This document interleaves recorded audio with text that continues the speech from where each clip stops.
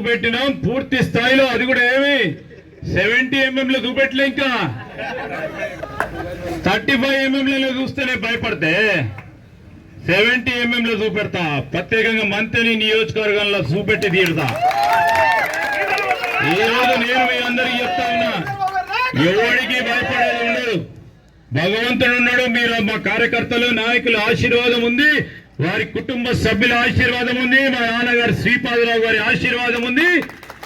ఎవరు ఏ విధమైన ఆలోచన చేసినా 10 సంవత్సరాలు భయభ్రాంతులను చేసి మన కార్యకర్తలని నాయకులను పోలీసులు కేసులు చేసి రెవెన్యూ యంత్రాంగ పరంగా ఇబ్బంది పెట్టిన కార్యకర్త నాయకుడు ఖచ్చితంగా నా పరంగా నిలబడి ముందుకు పడిన నేపథ్యంలో మీలా మేము చేయం.